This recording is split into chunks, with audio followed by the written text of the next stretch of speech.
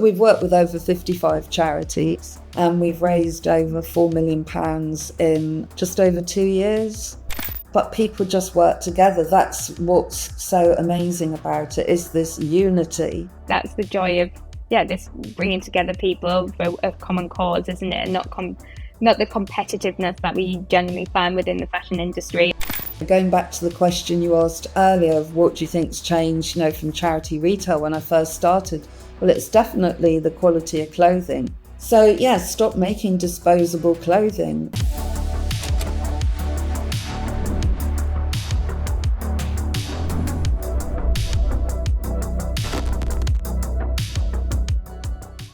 Welcome to the next episode of Fashion Forward Podcast, where we're chatting about sustainability and innovation within the fashion industry.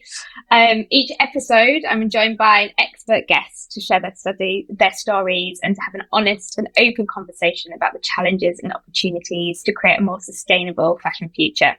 And today, I'm very excited to be joined by Maria Chenoweth, the CEO of TRAID and co-founder of Charity Super.Mkt, which is a genius idea, by the way, and we'll talk about that more shortly. But I just want to give you some special attention to the charity retailer TRAID, because when I was looking at this podcast and preparing for it, I read that TRAID has been running for 26 years now. Is it 2020? Well, it's 27 years. 27 years this year, yeah. Yes, that's it. And at the time when I was looking at the numbers, so it was 2024, you put back 238 million garments into use, saved 647,447 tons of CO2. But it's not just the positive environmental impact that TRAID has, but you've also contributed to significant social and cultural sustainability, supporting the rights of garment workers, as well as changing the second-hand culture scene and how we perceive second-hand fashion, which we know is had a huge dramatic change in recent years. Let's go back to the beginning. I guess as all good stories start, there has to be a beginning. So can you just tell us, Maria, how you got into fashion retail and why you never left? I guess fashion retail, I've never been in fashion retail. I've always been in second-hand fashion retail. I like to, make a difference. I couldn't imagine being in the the high street fashion retail. That would be a bit odd.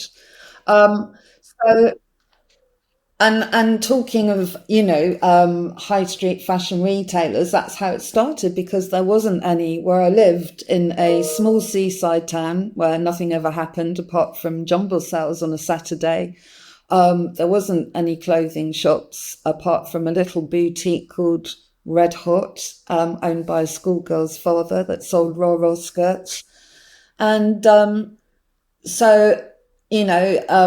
in those days, you just had magazines. You'd flick through magazines. You wouldn't buy them. They were too expensive. You go to the doctor's surgery and and look at pictures of Bananarama, like people in the 80s, and want to be them. So the only way you could be them was by going to jumble sales and being really creative in what you got, how you got it, and then what you did with those clothes afterwards. So it was the jumble sale that got me into fashion, but secondhand fashion. And, secondhand fashion was in fashion in the 80s because everybody was dressing in the 50s.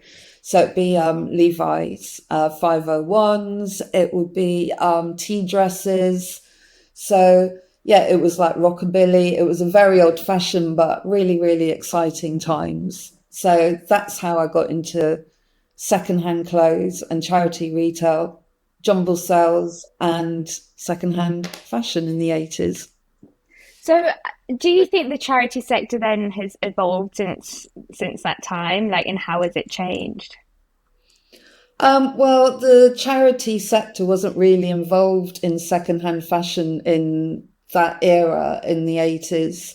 You just stumble in. I didn't really actually shop in them until probably, around the 90s. So I got involved in charity retail because I had this love of secondhand clothes, and I found myself, I gave up my job in the commercial sector, but wasn't fashion, and wanted to do some good, and then decided to go off and volunteer at my local Oxfam shop oddly. I wanted to work with animals, and give my time to something, whilst supporting myself with a cleaning job. Um, that's how I started in charity retail, sort of bit by default. And then I do have an entrepreneurial streak. And then my career just imploded from there. So, yeah, from a volunteer, supporting my volunteering, to, yeah, being very privileged position of CEO of TRAID. So much Amazing. longer story in that, but I don't want to bore you. Amazing. No, it's great. I mean, actually, I was just on my lunch today. I was walking past our local charity store, and they were actually advertising for volunteers. And it did actually was like, oh gosh, I would love to do that. I mean, probably don't have the time now with work and a baby coming, but maybe in another few time. But charity retail was quite different when I started, and there was like selling new goods. So there was, fair trade. That was like sort of my interest as well. You'd have the fair trade coffee, working with people, working with producers, the Indian bells, yeah, and then the concept stores sort of started. There was book and record shops. So I was like with charity retail when all these really, really exciting things started happening. Yeah, so you'd be up a ladder painting, decorating. There was a lot of creativity in the 90s in charity retail, and I think we're sort of left alone, and then health and safety laws changed. And then charity retail got a bit boring for a while. In the 90s, it was exciting again. When I joined TRAID in the very late 90s, 1999, charity retail was still exciting and being groundbreaking. Vintage clothing, concept stores. And then it got a bit dull and a bit boring for a while. And I think now it's having a resurgence. There's new generations, demographics, and reasoning why people are sort of turning to charity shops and secondhand. Yeah. Do you think that there's been kind of, that we think about charity shops, charity and clothing differently to second hand? Or do you think that's kind of merging now? Do you think there was ever a time when maybe consumers thought about them differently, or now it's just merging? I think secondhand stores were very, very fashionable and popular. Again, I keep going back to the 80s. I don't know why, because it wasn't particularly my era. But, there was Flip and Rocket and, Camden. So that was very cool. And charity shops weren't cool then. But I think now the secondhand stores around, well, a lot of them have closed. Rocket's still going. We have, places like Beyond Retro, which is very niche and curated. But I think on the whole, charity retail is now totally embraced. 71% of people now wear something secondhand, which is up from 65% in 2019. And people still mostly shop in charity shops because they're everywhere. They're so accessible. And what did you like learn then from your time kind of, working on the floor, and how did that kind of lead then to this kind of entrepreneurial kind of path of your career? So going back to the shop floor, I think, so when I first started, I was managing lots of volunteers. So again, there was a recession. And a lot of young people had a lot of time, so I had to learn how to be charismatic. I feel allegedly I have charisma. So getting people to do stuff and building teamwork, and building a society that is working for like a common purpose was sort of my early learning. And just how easy it is to make money. It's just in the pricing, the product, and creating a vibe. I just found it very easy. And particularly in places, everywhere had potential, and it was just, unlocking this potential.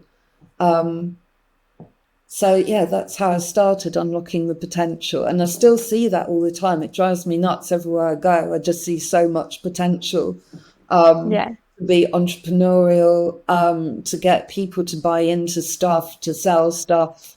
Yeah. So how do you feel now? Because I guess there's been a bit of a change from kind of, physical stores, going into store, trying things on. There's a lot of kind of technology now involved within resale, a lot of plug-in type kind of solutions. And it's just like I'm curious, like why do you think, brands are suddenly adopting this kind of form of resale within their sites, and how positive or negative do you think this has on the charity sector? Yeah. Well, not many people know this, but charity retail sells as many clothes as online, right? It's a uncanny 50-50 split, but it's always online that's talked about. Right, okay. So I don't have any issue with online at all. In regards, well, I wrongly thought so. Trades, we carried out a survey recently, and yeah, the findings actually obliterated my view. So I actually thought people went into charity shops to buy stuff to sell online, and I thought that was really good, like micro business. But that's only 2% of why people go into charity shops. It's a lot lower than I thought. Interesting. Yeah. So charity retail has held its own, and there is just this huge growth of secondhand. Yeah, I don't like the way that secondhand clothing has become a bit of a commercial, soulless venture for some fashion organisations. Greenwashing is terrible. I don't like the fact that commercial retailers and corporations, they get more press coverage for selling something secondhand along with sausage rolls, in a store, and charity retail gets hardly any press coverage, from hospices to the amazing work that people do, life-saving work and life-changing work, but people would still rather write about a commercial retailer doing a swap or, just something incredibly irrelevant. Mm. I totally agree with that. I think there's something about the way that we talk about innovation. Like suddenly, a store embedding resale is suddenly really innovative, when it's actually just constantly is happening anyway. And that version is quite extractive. It's not actually given back the way that charity retail stores are. Yeah. That's the whole purpose of them, is to give back, right? First and Yeah. foremost.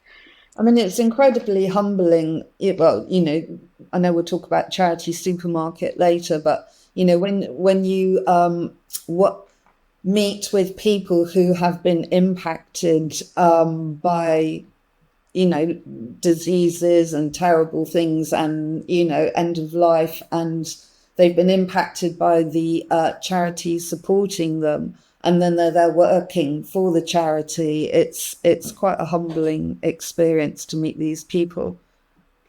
Well, yeah, I mean, the next question I had was around, the kind of concept of justice, and what justice means. I mean, I work within London College of Fashion on day, through my week, and we talk a lot about climate, social, racial Yeah. justice. And I think not everybody really understands what that means. I mean, everyone's still grappling with the concept of sustainability. And I was just wondering if you could kind of provide your kind of thoughts on just what justice means within the fashion industry from your perspective, from a non-profit organization. And perhaps you can give us an example where you feel like, it's, justice has, well, not been achieved, but, it's a company that's trying to, to take us further towards a more just transition within the fashion industry. Yeah, I think sustainability and justice are totally intertwined. So sustainability is about meeting the needs of now without compromising, the needs of the future generations, whether it's, I don't know, depleting land, using all the food, changing the planet so that it will be unusable for future generations. So that's sort of sustainability. And justice is about people being treated fairly and properly. So the two is because we're both looking out for the future generations and in the here and now. So I think my example of the two intertwined is if you think a corporation is just there to make money for the shareholder, then intentionally it will get a farmer hooked on using pesticides to be able to produce its cotton. So it's selling the pesticides to make money for its shareholders. The farmer then becomes dependent on them because of the way they're interacting with their crop. The pesticide then depletes the land. The land is no use for future generations. The farmer then goes into poverty, and therein lies the social and injustice. So that is happening. There is corporations taking advantage of poor people and driving them further into poverty, depleting the land for the future generation. So that is my example, and it's much bigger than that. I mean, it's so huge, isn't it? I mean, how do we even think about rectifying that? Have you got any kind of thoughts on how we can go backwards to where we've gone on this journey? Because it's such a huge problem. How do we get farmers to not depend on these pesticides? Sorry, it's a big question. Yeah, TRAID has been doing that quite successfully with pest management systems, working with people in Benin and Ethiopia. We got the first organic cotton accreditation. So going back 10 million steps, the corporation should not be allowed to do that. The corporation should only be allowed to make a certain amount of profit. The corporation should be governed. And then TRAID is not going to change the world. A lot of charities are not going to change the world. You shouldn't look to us to change the world. However, I think what TRAID can highlight is a very small organisation. We're very small compared to, all the corporate fast fashion chains. And we do big change. TRAID does huge change for people and the environment in such a magnificent way that anybody can do that. If the corporation puts its mind to it and releases money to do good as opposed to just profit. Yeah. I mean, I guess it would be really nice to understand, the best way to support kind of TRAID and charities, because I think there's been this misconception, especially, and this is coming from me speaking personally, where I think I don't want to do you do your kind of spring, summer clear out, and you do think, I'm just going to send all this stuff that I don't want to charity, and then you don't see what's happening, and then there's all this kind of stuff in the press about things getting shipped to global south and then being left with the problem to sort out. So how can you demystify this for me, and also kind of provide kind of good examples of what do charities need? What should we be giving to charities and versus what are the other alternatives other than just kind of dropping a bag off at a local charity store? Yeah, charities have been dumped with this problem and brush of it's charities that are creating this problem, when in fact it's not. It's overproduction. It's nothing to do with us. So currently there's enough clothing on the planet to dress the next 6 generations. That's a huge amount of clothing, and production is just going up and up and up. Equally, where we're going to put all these clothes, my view, and I've held this view for quite a few years, we are driving clothing to become valueless, and I know that in the future you will not be able to give it away. There is just so much. So for charity shops, we don't want items that we cannot sell. We don't want rubbish. My view, and I've held this view for quite a few years now, is clothing will have no value. We won't be able to give it away. I can see this coming. There's clothing mountains everywhere. Yeah. I mean, I guess I can see that from, when we do swap shops as well. Like people have so much stuff they just don't know what to do with it. They can't even sell it on resale sites. Like they Yeah. bring stuff to our swaps where they're like, well, what else am I going to do with it? I want to get something back. So I'm running out of options. But then what do you think needs to be done? Is it a case of the recycling infrastructure and looking at items that are non-wearable anymore and that are beyond sell value? Yeah, I mean, it wasn't a couple of years ago, wasn't it? We had the £1 bikini. So there's a lot of disposable fashion being made. So, I put fashion into different grades. There's, ultra fast fashion, which is the lower. There's fast fashion that isn't as bad now, compared to ultra fast fashion. So, and I don't mean it isn't as bad. I just mean, there is now different grades of what is bad. So, yeah, stop making disposable clothing. And, going back to the question you asked earlier of what do you think's changed, from charity retail when I first started? Well, it's definitely the quality of clothing. To Yeah. find cashmere jumpers, was a rarity. They lasted forever. Now, cashmere just sort of flakes into nothing, because, again, it's been adopted by the fast fashion. Yeah, so as a beginning, stop making clothes that just don't last and just disintegrate and are made out of petroleum and rubbish. Yeah, they're still going to stick around forever. I don't know if you saw actually, there was something that came out today about France bringing in a tax on some clothing, like €5 tax or 5 cent tax. I mean, obviously that was something that the UK government looked at about 8 years ago, didn't they? Yeah, About the the 1p penny tax, and tax. Yeah. yeah, and that never came into fruition. But yeah, I wonder if this is the start of something a bit more kind of incentivizing people to not produce so much disposable stuff, rubbish, let's put it that way. But anyway, let's chat about Charity Supermarket because it's a great idea. Yay! I don't know how you have the time, by the way, to do both. Like, I bet that's like the question that you get asked all the time, but I, I I do. honestly don't know how you do it. Yeah, I don't. I don't actually feel as I do enough, so that's my problem, probably. No, no, I'm sure you do more than enough. We can always do too much. But can you just, yeah, tell me about where the idea came about, and where is Charity Supermarket currently based? Because you don't have one permanent place, do you? You move Well, around. we've sort of ended up becoming sort of semi-permanent in different locations just Okay. because, yeah, people have enjoyed having us there. So at the moment, we were supposed to be in these shops just for a couple of weeks, but we've ended up there longer than expected. So we're at Spitalfields, which is Mm-hmm. a super amazing location in the middle of the market. And the store does really, really well. It's quite special. We're in Brighton, waiting for a bigger store, so it's sort of a tiny.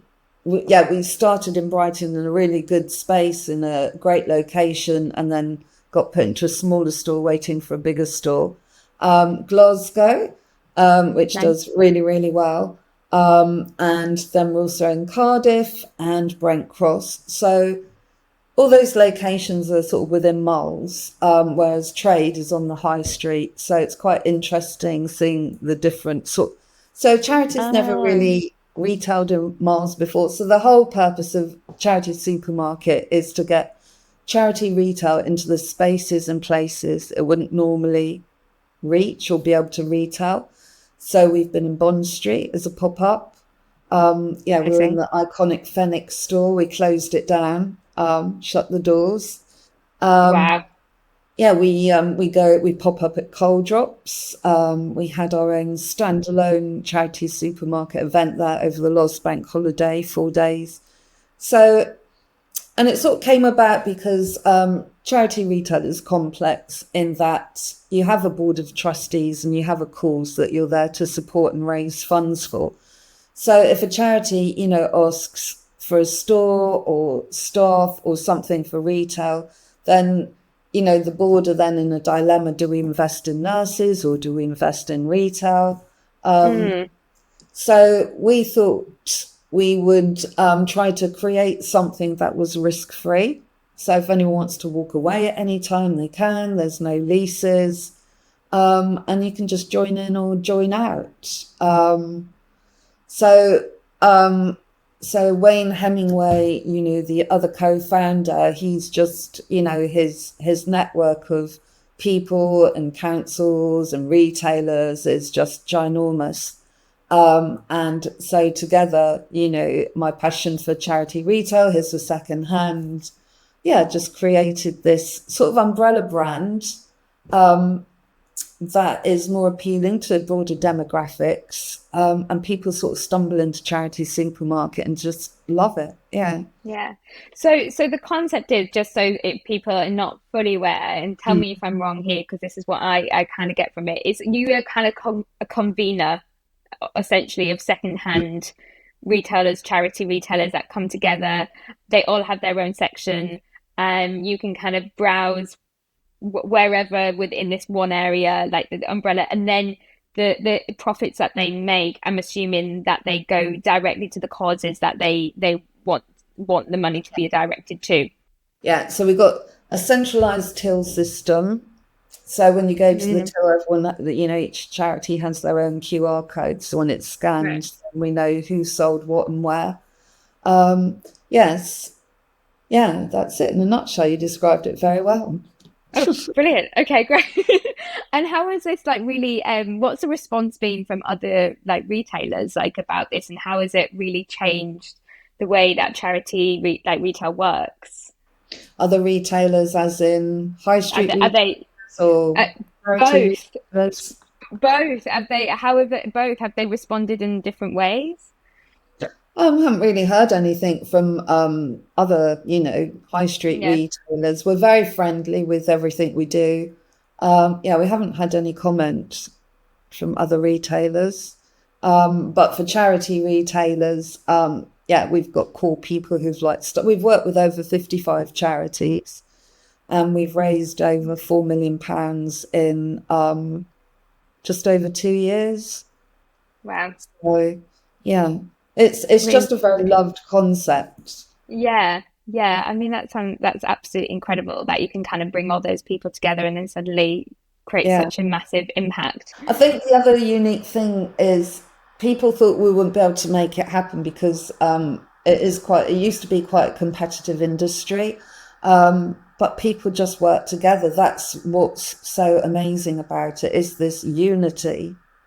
And people aren't competing, they're just helping one another out. That's the joy of this bringing together people for a common cause, isn't it? And not the competitiveness that we have generally found within the fashion industry, and using sustainability and secondhand as a competitive edge. I think is very common that I see. They have to make it this business case, whereas actually it takes away the value of what what it should be, the intention of what it should be. I just want to touch upon something that's been a highlight for you, I think, is the fact that you went back to study a little later, and I can relate to that as well, because I went back to study a little later. But and you would graduate with an honorary doctorate from the Open University. Congratulations! And then recently I got that gift. What a gift. That's amazing. That is amazing. Well done. And I just, a lot of the people that do listen to this are usually kind of students or in education, and it's just really good to know from your point of view, why you went back to study and why education was so important, especially from somebody who's had such a great career and learned on the job and on the go. So it'd be really great to hear your perspective on that. Growing up, it was sort of the punk era, another era. Very influential, these eras. And so, it was great to be rebellious, and, we don't need no education. We don't need no thought control. That's Pink Floyd, Brick in the Wall. So, it was... No. And, education wasn't something you really sort of got into when I was growing up. And it was quite sexist as well. So I was being groomed and trained to be a secretary. So I did Right. office practice, typing, German, and obviously, I don't think I was really cut out for that. And so yeah, I left school with no qualifications, which was good and fine for me. And yeah, and then did what I did, ended up with the volunteering and all that, and then ended up where I am. But I guess, when I became a CEO, I wasn't that before. And yeah, you come across people who like speak a language. It's quite an intimidating language, the language of business. So I thought, oh shit, I need to speak that language as well. And yeah, so I went there to learn this language, and then I realized to do the MBA, and I realized I didn't want that language and I didn't find it appealing. And so, yeah, questioned the language, and, why they weren't teaching all these modules. There was nothing environmental in them, there was nothing about the client, there was nothing in these modules. And so that's all changed now, which is very exciting. And, I do love the Open University. It's inclusive to, I left school with nothing, and then they allowed me to do an MBA, which, oh my God, if you can imagine, I'd never handwritten exams, and yeah, so that was a whole different story. But I learned so much. I didn't think I'd learn so much. And, you know, I think the main thing I learned is, change, look outside your organization all the time. Change is so important. You can't stay static. You can't rest on your laurels. There's so much to be had, in the outside world. There's so much exciting stuff to do. You just have to try it. And, try it with some savviness, and yeah, there was Yeah. so much can be done and changed. It's super exciting. That's what I learned from education. And I did find my voice. I think that is amazing that you said that like education is more about finding your voice, because I think you have this perception of education being kind of spoon-fed information, Mm, learning something that already exists, but actually education is about, like you said, finding your voice, finding that criticality, pointing out what's the missing gaps, like where do you you don't have to believe in everything, you don't have to support everything that's been said to no. you, and that's fine. You can challenge it and you can Yeah. come back. Yeah. Well, exactly, as you said. So, this thing of exponential growth, everyone competing, that was all the modules that we were taught, how to eat other businesses, become, a monopoly. And so one day I sat there, and that's how I was running trade. I want more banks, I want more shops, I want more of this. And then, so I took the theory and I thought, what am I doing? This is just ridiculous. Why am I growing for growth's sake?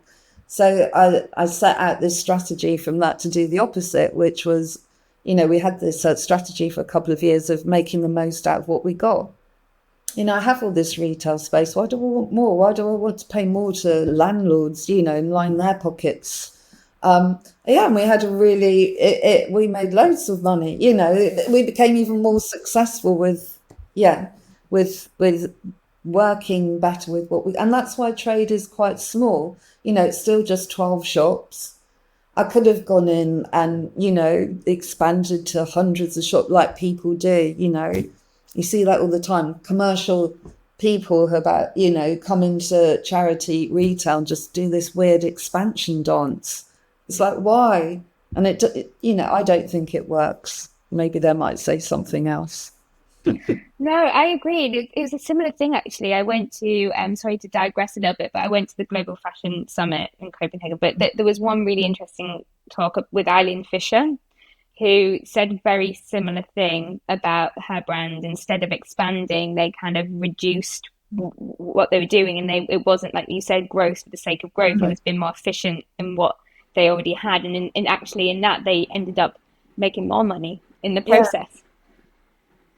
Which, yeah, so it's kind of It's showing, yeah, a business model. yeah, absolutely. I feel like there's a lot to be learned in that. And are you going to take this kind of similar approach then with Charity Supermarket? Oh my God, yeah, I don't want to pop up everywhere. Well, there is only Yeah, limited resources. yeah, And yeah, I think the charity supermarket really, yeah, in that context, the small pop-up really does work. When you like dragging it out, it doesn't seem to be so viable. So I don't know how we're going to sort of rework it, but what we're finding is charity cannot be like a business model, like a fashion business model. It mm, doesn't. It can't do runs of clothes. It can't. It can't dictate this, that, and the other. And so therefore it can't pay all these. It can't then cover all the expenditure. A fashion retailer does. So I think Wayne and I are sort of thinking at the moment, what is this business model, and that there's definitely something in some thought process of why should we be treated like another retailer, when that is sort of unsustainable. There's something in all this thought process. What it is, we don't know yet, but I'm sure we'll come out with something. Oh, I'd love to hear about it. Yeah, definitely. There's definitely a research project in there Yeah. somewhere. Well, just to kind of end up, I think just thinking of like what's next. I feel like we can't not touch upon the legislation that's coming out. I mean, I know we spoke a little bit about it, Mm. but obviously with all the extended producer responsibility and policies, etc., and how that, I'm curious of how that is going to impact the charity sector, and if it's something that you've looked at or been looking at, um, or if it's something that you feel like you kind of it doesn't apply so much to maybe your model in a way. Well, I've been sort of sniffing around like what other people are doing, and Mm, so what I see happening is brands monetizing, so using this to monetize further. So, for mm, example, I believe on eBay there is a marketplace where brands can sell their own overproduction. There's yeah, the collection points in stores. They're now sending to people who maybe operated rag before, to then for them to get them to sell their product. So there's something odd happening. I'm seeing it, I'm sensing it, but my instinct is maybe they will be monetizing for themselves this overproduction to stop, yeah. and declaring it sustainable, not going into landfill. But I'm It's sure they definitely just don't know what to do with it. well, I think that's the thing. I think there's so much going on at the minute, isn't there? And Mm. there's not like much clarity of actually what policies, what's mandatory, what's going to be voluntary, like what these obviously having digital project passports, I guess, is going to be really important for kind of showing the information and the lifespan of Yeah. clothes. And I'm guessing that will filter down Mm. into secondhand and charity retailers. But it's like, how do we, yeah, it's such a massive infrastructure that needs Mm. to be built around it. So, and I feel like we're on a very kind of long journey to get to a point Yeah. where it feels like efficient. I think what people really, really have to have in mind is the work that charity retail does really needs protecting, um, because it does offer critical services. And the government are relying more and more and more on charities to deliver these services. And if you think, the national insurance hike, utilities hike, that has meant there is less nurses being provided by charities. There's less good work being done for homelessness, pets, animals across the globe. In the UK, people are reliant on these services. Research into cancer Mm, nurses, and any of us at any time could be impacted by something which is then reliant on a charity to provide that service for us. So yeah, this is beyond producer responsibility, and these people selling secondhand as some sort of little greenwashing scheme. You're taking away resources for something that offers something, and especially here in the UK, charity retail is has been around for hundreds of years. Yeah, and now we're reliant on it to a higher degree than we were before. Yeah. Well, I think that's an amazing point to actually just end this conversation about the importance of charity retail. And I think you've just summed it up like amazing there. So thank you so much, Maria, for joining us and for your questions. And just to like let everyone know, this is a Friday afternoon in a very, very hot day. Yeah. So I think we've done well to kind of, get our brains working. So No. thank you so much, Maria. Lovely to meet you, Jade.